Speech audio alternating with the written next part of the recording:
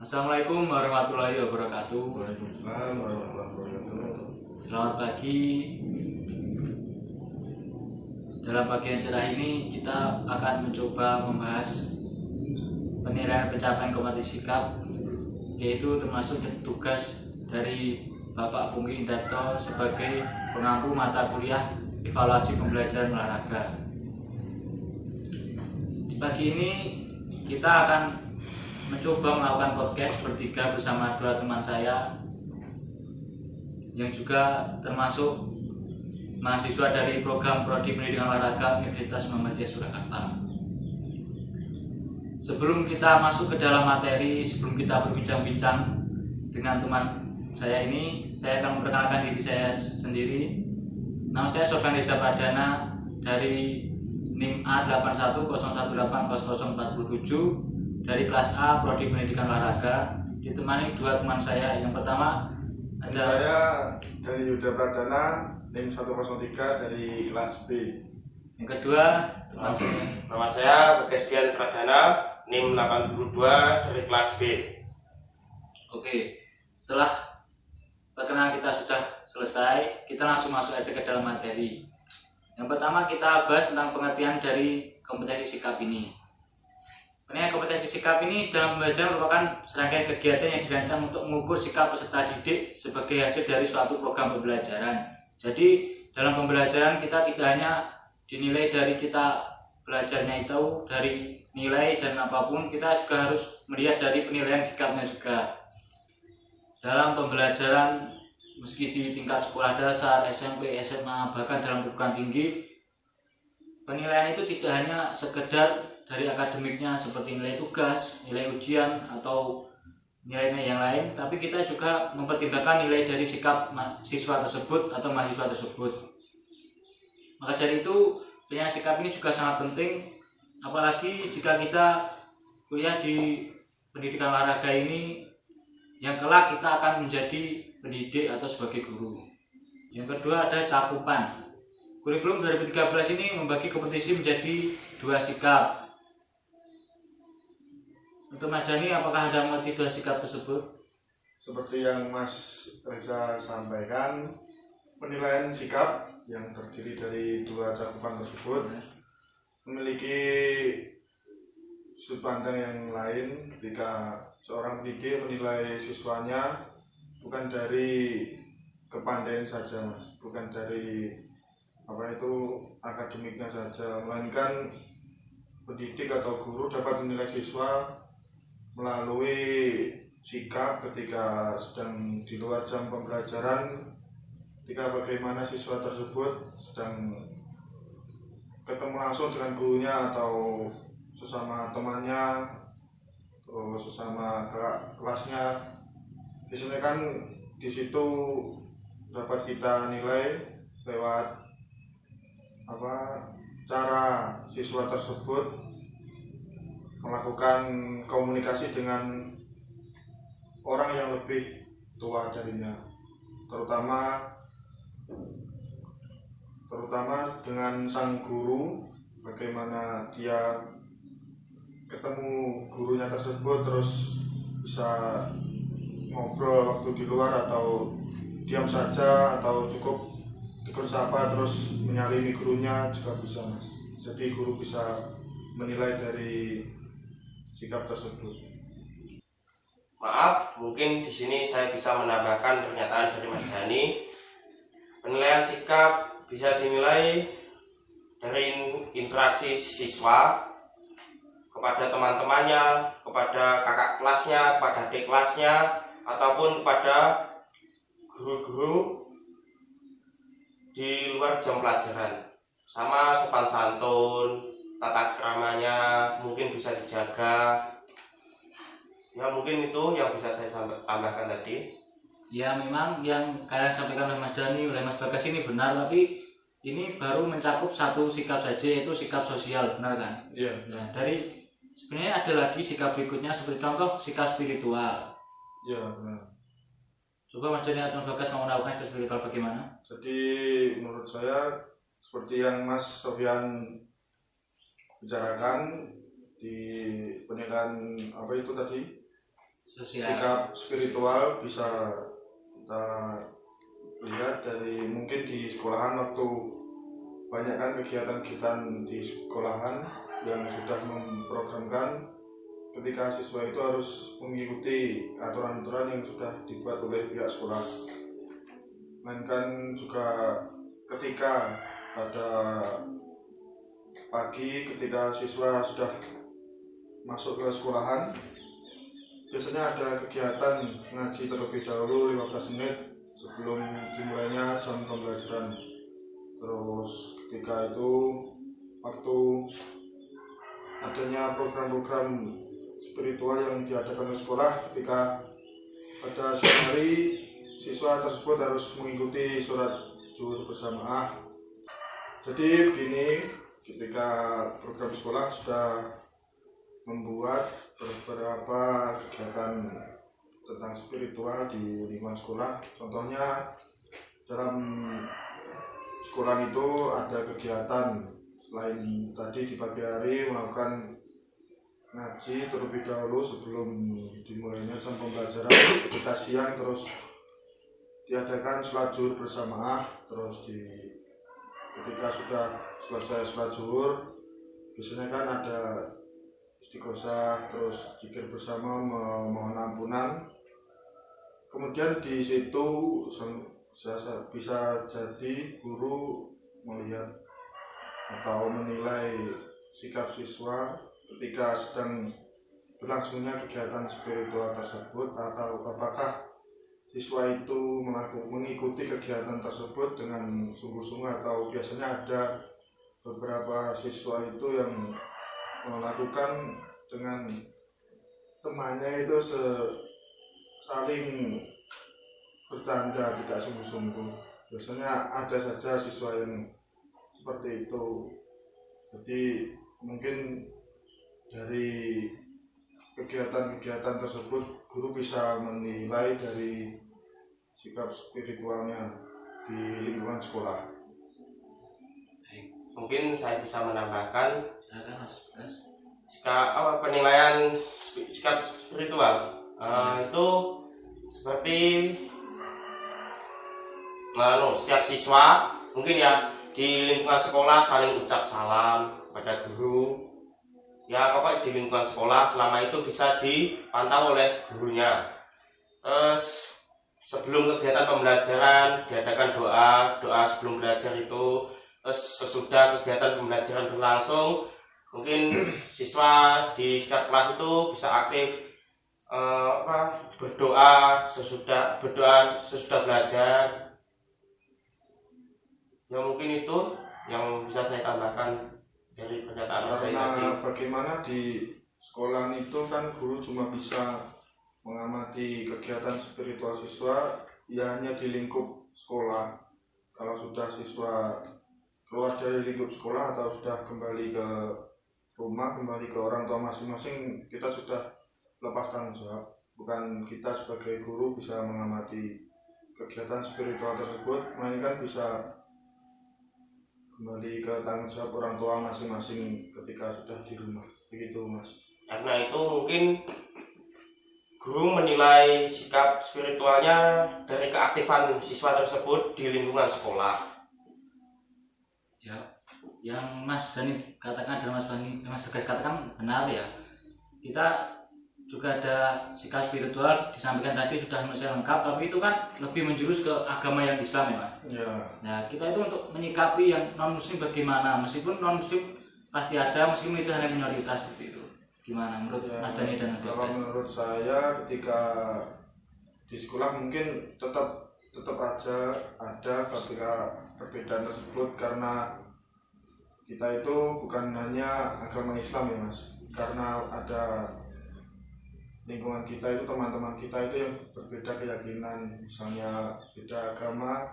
Nah itu kalau di lingkungan sekolah biasanya kan tetap ada guru-guru mata pelajaran tentang agama, keyakinan. Biasanya kalau ada siswa itu yang memiliki agama lain, mungkin juga ada guru yang di situ, misalkan guru agama Katolik atau Kristen. Kristen, terus agama Buddha lah. Pada saat jam pembelajaran agama, biasanya itu ketika agama Islam, jika ada pembelajaran agama, mata pelajaran agama, biasanya bagian siswa memiliki agama Kristen atau Katolik, biasanya itu langsung menyesuaikan, Mas. Jadi bagaimana siswa itu langsung, biasanya sudah ada kelas-kelasnya itu. Jadi kelas untuk agama Kristen, untuk agama Katolik itu sudah ada. Jadi kalau untuk mata pelajaran khusus agama itu langsung menyesuaikan. Biasanya kalau yang berbeda agama tersebut langsung mungkin masuk ke kelasnya masing-masing sesuai agamanya tersebut. Kalau Mas Bagas mau nambahin atau tidak? Sini saya bisa menambahkan, contohnya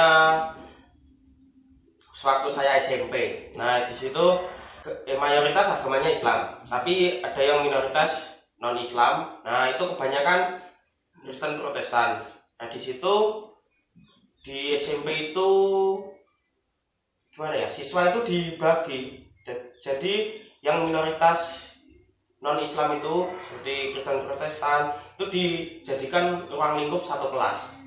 Jadi waktu kegiatan pembelajaran keagamaan yang kelas minoritasnya banyak Kristen Protestan itu dibedakan, dibuat kelompok, jadi digabungkan, langsung dihubungi sama langsung diinteraksi langsung sama guru yang bukan mengajar agama Islam. Jadi seperti mengambil guru agama yang lainnya Islam, yang selain Islam. Kalau di SMA mungkin kelasnya masih bisa dicampur ya, tidak dibedakan seperti SMP. Kalau kelas SMA itu murid non-Islam itu dibagi rata. Jadi kalau setiap kegiatan keagamaan berlangsung, mungkin yang murid non-Islam itu gimana ya? Ya itu keluar dari lingkup kelasnya, bergabung menjadi satu dengan kelas-kelas lain, tapi tetap dalam lingkungan sekolah dan itu minoritas non-Islam. Jadi langsung diajar oleh guru yang bukan Islam. Mungkin seperti itu yang bisa saya tambahkan. Baik, sudah jelas disampaikan oleh Mas Dani dan Mas Bagas. Mungkin sedikit.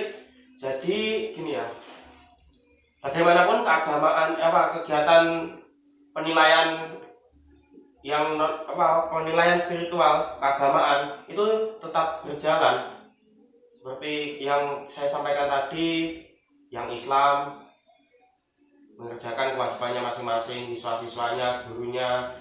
Terus yang non-Islam dibedakan, bukan dibedakan tapi tetap disamakan, tapi dalam kelompok yang berbeda karena jumlahnya juga beda dan dibagi kelompok itu dipisahkan, tapi tetap dalam lingkup satu sekolah yang sama. Jadi kegiatan penilaian spiritual tetap berlangsung selama di dalam lingkungan sekolah walaupun perbedaan agama.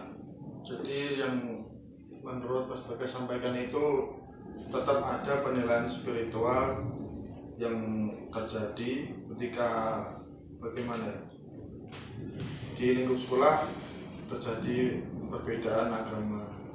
Ada agama yang selain Islam mungkin, terus misalnya itu tadi Katolik dan Protestan yang bisa dijadikan contoh. Jadi tetap ada penilaian sikap spiritual. Nanti itu juga sudah jadi tanggung jawabnya guru mata pelajaran agama tersebut, agama tersebut. Sudah dijelaskan oleh Mas Dani dan Mas Bagas. Di sini saya akan menengahi atau menarik kesimpulan dari dua pendapat yang Mas sampaikan. Yang pertama tadi tentang penilaian sikap sosial. Ini dapat ditarik kesimpulan dalam penilaian sikap sosial itu, pertama kita bisa lihat kejujuran, yang kedua kedisiplinan, ketiga tanggung jawab, keempat toleransi antar siswa atau bahkan ke guru dan lain-lain. Yang kelima adalah gotong royong dalam hal kebaikan, yang keenam santun, yang ketujuh adalah percaya diri. Sedangkan dalam penilaian sikap spiritual kita dapat menarik kesimpulan dalam spiritual kita memiliki agama masing-masing dan berbeda-beda, dan negara ini adalah negara demokrasi, jadi kita bebas memilih agama kita yang mau kita anut. Makanya dalam penilaian sikapnya kita yaitu menghargai dan menghayati ajaran agama yang dianut tanpa mengecualikan. Jadi kita sama-sama enak, sama-sama toleransi seperti itu. Baik, materi tentang dua penilaian sikap spiritual dan sosial sudah disampaikan. Pembahasan yang berikutnya kita masuk ke teknik dan bentuk instrumen dalam penilaian sikap ini. Teknik dan instrumen itu ada beberapa, yaitu pertama teknik observasi, kedua ada teknik penilaian diri, dan ketiga ada teknik penilaian antar peserta didik, berikutnya teknik jurnal. Dari keempat tersebut, untuk Mas Bagas dan Mas Dani, tolong untuk dijelaskan apa itu teknik-teknik tadi penjelasannya.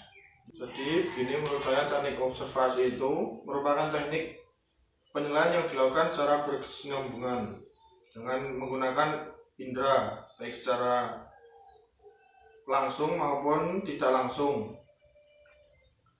dengan menggunakan instrumen yang berisi sejumlah indikator perilaku yang diamati. Observasi langsung dilaksanakan oleh guru secara langsung tanpa perantara orang lain, sedangkan observasi tidak langsung dengan bantuan orang lain seperti guru lain, orang tua, peserta didik, dan karyawan sekolah. Itu tadi sudah dijelaskan tentang teknik observasi. Berikutnya adalah yang kedua, teknik penilaian diri. Untuk Mas Bagas, apakah teknik penilaian diri tersebut? Menurut saya ya, teknik penilaian diri itu bagaimana siswa menyadari akan kelebihan dan kekurangannya dalam penilaian mata pelajaran individu masing-masing. Mungkin karakteristik penyusunan pada konteks penilaian diri pada siswa itu merupakan teknik penilaian dengan cara meminta peserta didik untuk mengemukakan kelebihan dan kekurangannya masing-masing. Kriteria penyusunan konteks penilaian diri menurut materi yang saya baca, yang pertama itu pertanyaan tentang pendapat, tanggapan, dan sikap. Misalnya sikap, respon dari siswa. Yang kedua, menggunakan kata-kata yang sederhana dan mudah dimengerti. Yang ketiga, usahakan pertanyaan yang jelas dan khusus. Yang keempat, hindari pertanyaan yang mempunyai lebih dari satu pengertian. Yang kelima, hindari pertanyaan yang mengandung sugesti. Yang keenam, mungkin pertanyaan harus berlaku bagi semua responden atau siswa-siswa tersebut. Baik, jadi sudah jelas ya dijelaskan oleh Mas Bagas. Penilaian yang berikutnya adalah yang ketiga adalah penilaian antar peserta didik. Coba untuk Mas Dani jelaskan. Jadi untuk penilaian antar peserta didik, yaitu penilaian dengan menggunakan teknik meminta peserta didik untuk saling menilai terkait dengan pencapaian kompetensi. Instrumen yang digunakan untuk melakukan penilaian antar peserta didik adalah daftar cek dan skala penilaian. Dengan teknik sosiometri berbasis kelas, guru dapat menggunakan salah satu dari keduanya atau menggunakan dua-duanya. Jadi seperti itu untuk penilaian antar peserta didik. Baik, berarti kita tinggal membahas penilaian yang terakhir, yaitu penilaian tentang jurnal. Itu Mas Bagas, apakah penilaian jurnal itu apa? Jurnal sendiri merupakan catatan pendidik di dalam dan di luar kelas yang berisi informasi hasil pengamatan tentang kekuatan dan kelemahan atau kelebihan dan kelemahan peserta didik yang berkaitan dengan sikap dan perilaku. Oke, cukup itu saja sudah mewakili penjelasannya. Oke, Mas Bagas dan Mas Dani, saya ucapkan terima kasih. Kita telah selesai melakukan pembahasan tentang penilaian pencapaian kompetensi sikap pada pagi hari ini. Semoga bermanfaat ke depannya, bermanfaat untuk orang banyak. Amin. Untuk saya sendiri, jika saya ada kurang lebihnya, saya mohon maaf. Juga minta maaf Mas kalau ada kurang lebihnya. Mungkin saya juga sama, minta maaf. Oke, kalau begitu cukup sampai di sini. Kami bertiga undur diri. Wassalamualaikum warahmatullahi wabarakatuh. Waalaikumsalam warahmatullahi wabarakatuh. Terima kasih. Ya.